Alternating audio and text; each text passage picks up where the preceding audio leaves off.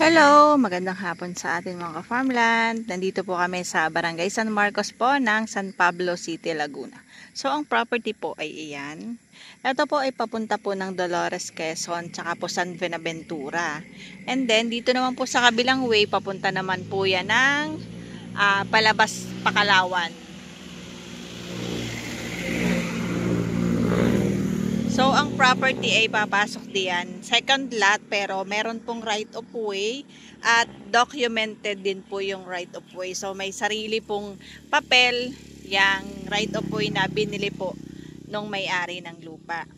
Ito po ay accessible po at meron pong linya ng kuryente. Ayan na nga po.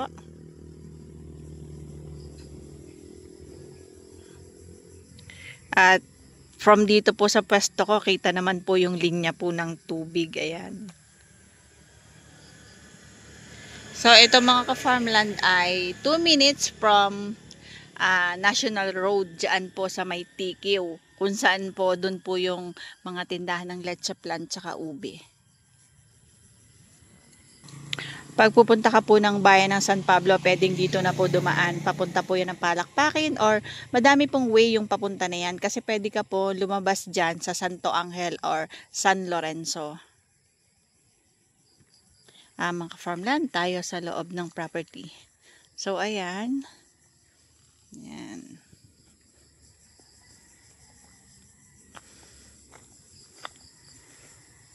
Ayan po yung kanilang linya ng kuryente. Tapos, ito naman po yung kanilang linya ng tubig. Ayan. Sarili nila yung right of way. So, ang aming pong piloto ay pinapaliparan na po ng drone para po makita yung aerial shot ng property. At ang kagandahan po dito, madami pong tanim. May lansones, durian, rambutan, chiko. Yun yung mga nakita ko pagbaba. Ayan. Binakura na din po ng may-ari ng right of way itong kanyang daan.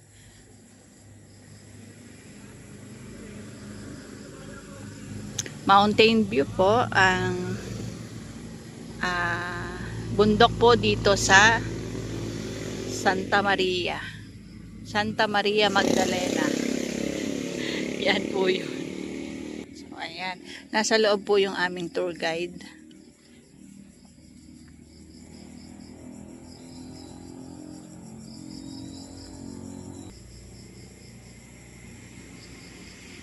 Ayan po, ito po yung gated. So, secured ang property.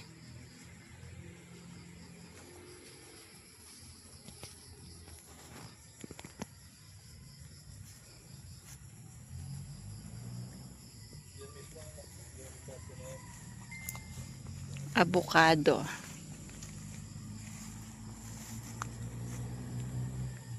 Ayan po yung lansones. Sobrang ganda ng puno niya.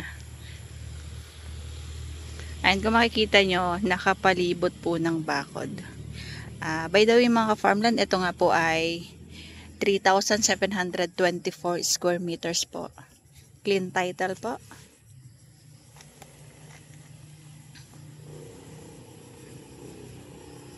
Ayan.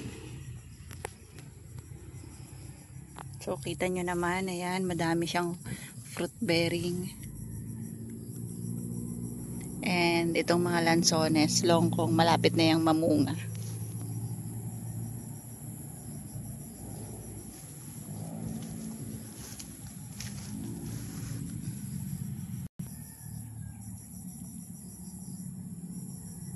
Lansones po yan. Ayan, yan pong puno na yan. Yan po ay chiko. So, ganyan po yung puno ng chiko, yung prutas.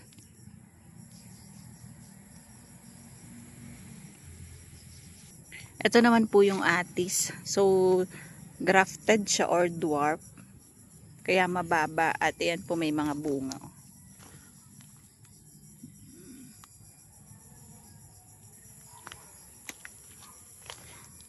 Ayan o, mga lansones.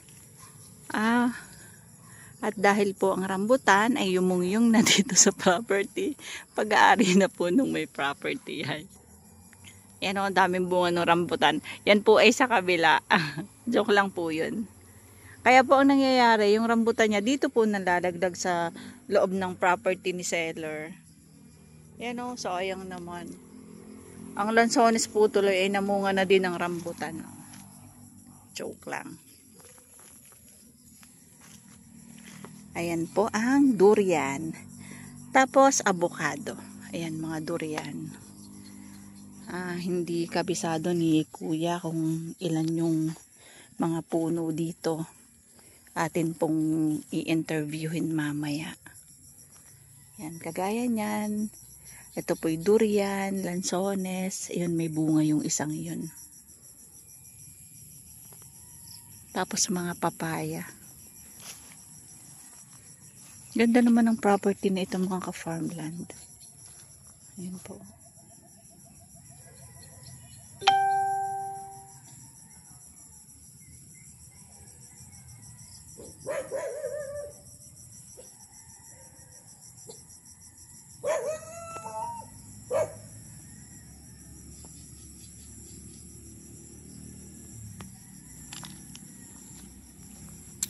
Mga dwarf ang lansones.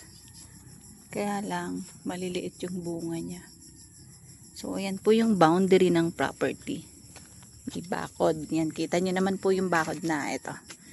Ibig sabihin, ang property po ay libot po ng bakod.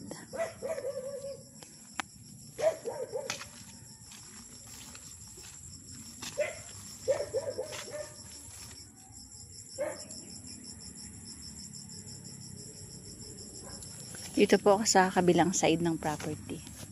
Ayan po, nanloob na din po yung sanga ng lansones ng kabila. Pero dahil sayang nga po yung puno, pinabayaan na lang nilang nakapasok sa side nila. So ayan, kasi po ngayon po talaga, hindi po mabunga ang lansones. Kahit saan kaming farm pumunta, bibihira po yung lansones talaga.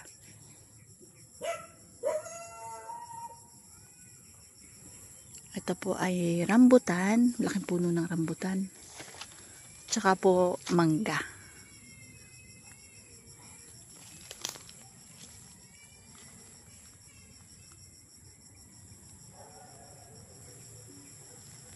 Nakakatuwa po ang property na ito kasi malapit sa highway. Nadadaanan namin to lagi, hindi ko po alam na ipinagbibili ito. So, thank you po kay kuya. Sinamahan nila kami dito sa property. So, may ipakita ko po sa mga prospective buyers.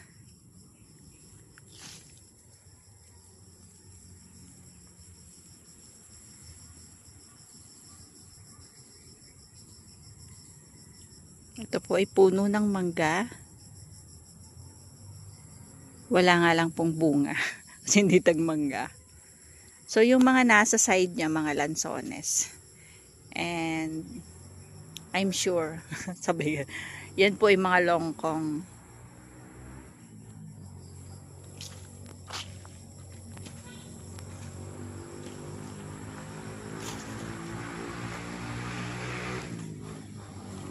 Malapit o ayun lang yung kalsada sa kabila.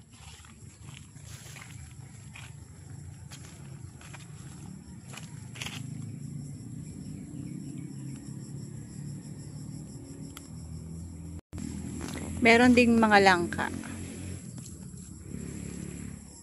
Ayan o, langka yan.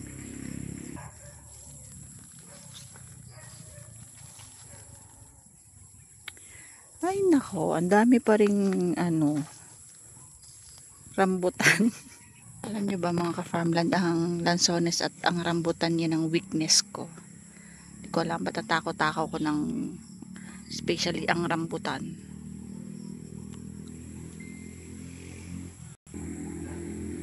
Meron dito sampalok. Tapos durian. Wala atang bunga ang durian nila. So yan po yung boundary ng property, yung bakod niya. Ayan po.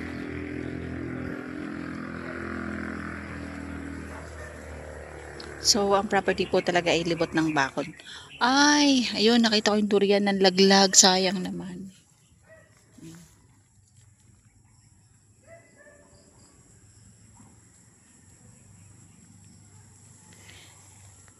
3,724 square meters po. Clean title. Flat ang property. Hindi po binabaha. Mataas po tong location ng property. Ito po ay ang presyo po. Alam kong mabibigla kayo. Develop po kasi ang farm. So mga farmland, malapit po sa highway. 2 minutes lang. Presyo po nito ay 4,000 pesos per square meters. Yun po ay presyo ng may-ari. Wala po kami ditong overprice.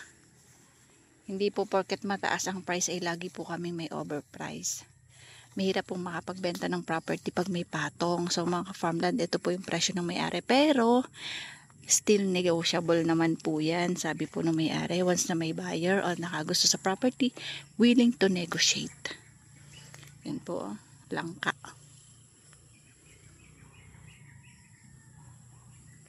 Nakakatuwa naman, mga favorite ko yung mga naandito na prutas. Siguro dapat ako ang bumili. Joke. Kaya lang, wala pong pambili si Ka-Farmland TV. Ayun, nai-inspire lang po ako sa ginagawa ko na pagbablog kasi nakikita ko yung iba't ibang klaseng development ng farm. So mga farmland, nandito pa rin po ako sa kabilang side ng property. So malinis po dito.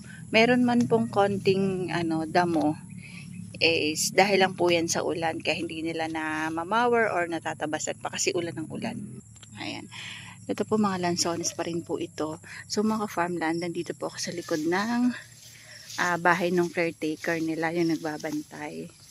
Hindi lang po ako lalapit kasi nandun po yung aso. Babalik ako dito sa kabila. Ayan o, may talbusan pa sila. Masustansya po yan.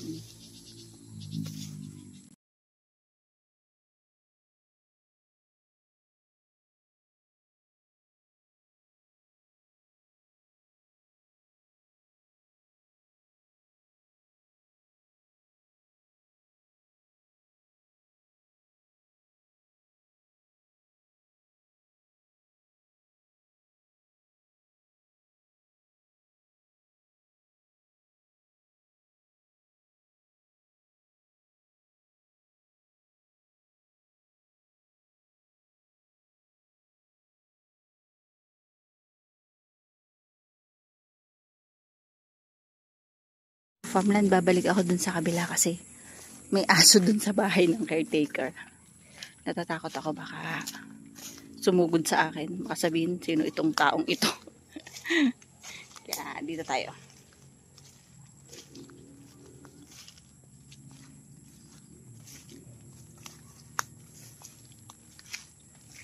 Yan o, ang dami lansones.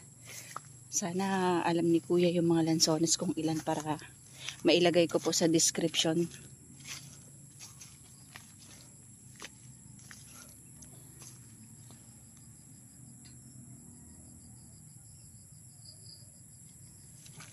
Ayan, nakita niyo naman may bakod po doon.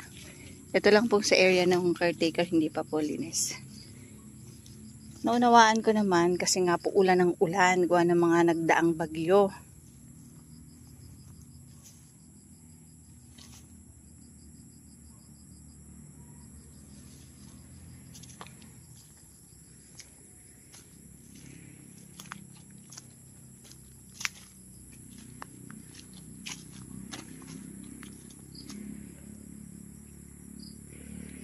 Ayun o, kitang-kita po natin yung bakod.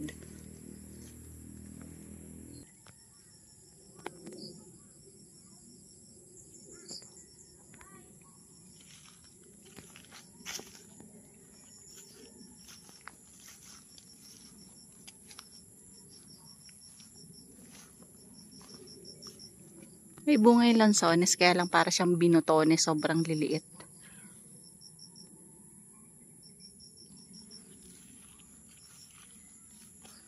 Ayan o, makikita nyo, libo talaga siya ng pader. Ay, half lang pala.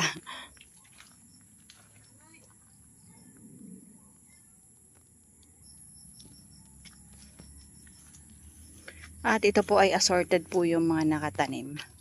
Ayan, may nakita po akong mangga, tapos guyabano, then suha, lukban, atis. Tapos ayun yung bundok na nakikita ko kanina. Ito may mangga oh. Tapos ang laki nung ano nila dito, yung farmhouse. Yan oh.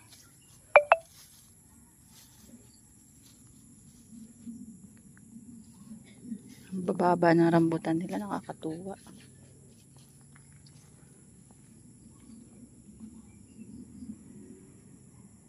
Yan, ito yung farmhouse dito sa loob ng property. Oh, may duyan pa. May baby si kuya, yung caretaker. Ito. Yan oh. Narilibot po ng ganyan. So, secure po yung property.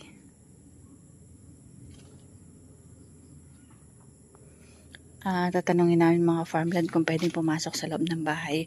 Not sure po namin ha, pero ang laki-laki po nitong farmhouse nila.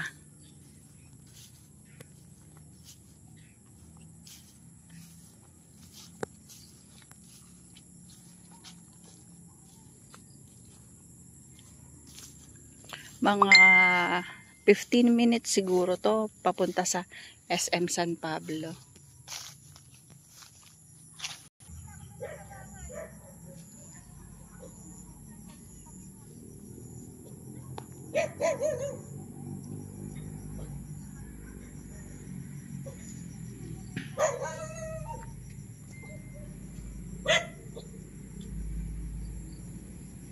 Ganda dito, green.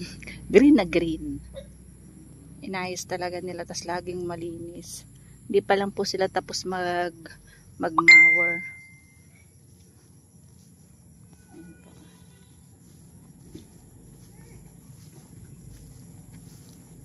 Yan po yung gate nandyan.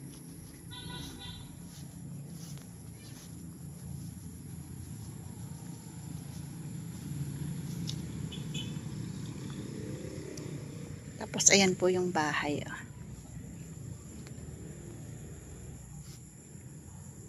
Ganda naman. Parang tanungin ko si ate kung pwede akong pumasok sa loob ng bahay.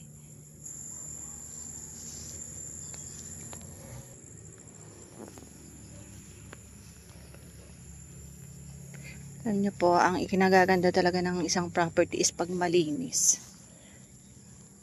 Mapamaliit or mapamalaki siyang farm lot. Pag po malinis ang isang property, sobrang gandang tingnan pag talaga pong i-develop. Kasi kahit man po kukunti man yung construction, yung mga lagay, kahit walang building, basta po malinis ang isang farm, napakaganda pong tingnan.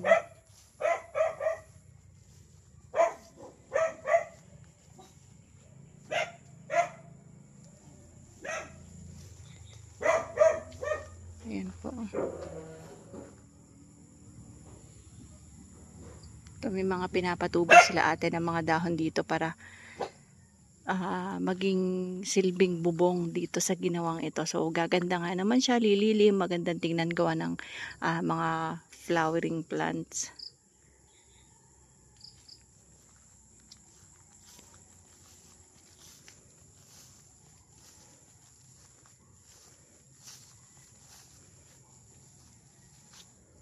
Ayan, ito yung kanilang function hall dito.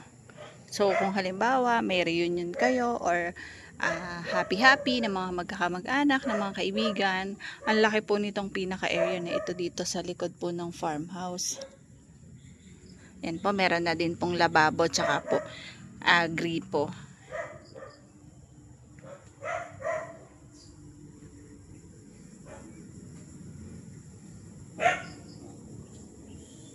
So dito po sa balkonahin nila, made from ano po ito, kahoy. Ayan po yung flooring niya, kahoy. And then sawali sa amin ito kung tawagin yan, no? Yung nakakisamin nila tsaka yung nakawalling nila. Then kapis po yung para po bang sinauna style yung pagkakagawa nitong kubo. Wala po kasi yung yung may-ari ng bahay. So yung caretaker po wala din sa bahay. Ay. Ayan mga farmland, pinayagan kami ng caretaker na umakyat.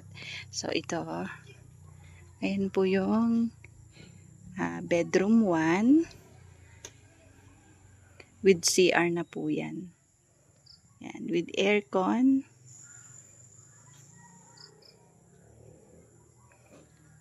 Native po yung pagkakagawa ng ng kubo. So, bedroom 2 with aircon din. Without aircon itong bedroom 2. So, with CR lang. Tapos ito, malaki yung niya. Yan o. Yan.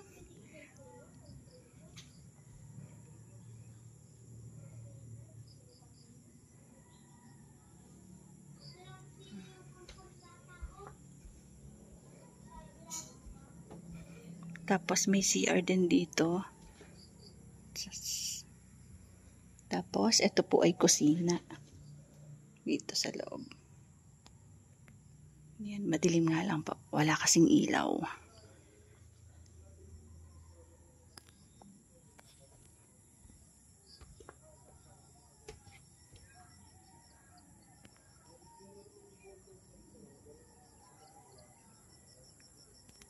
Yan ang ganda ng farm mga ka-farmland. Kanting renovation lang po.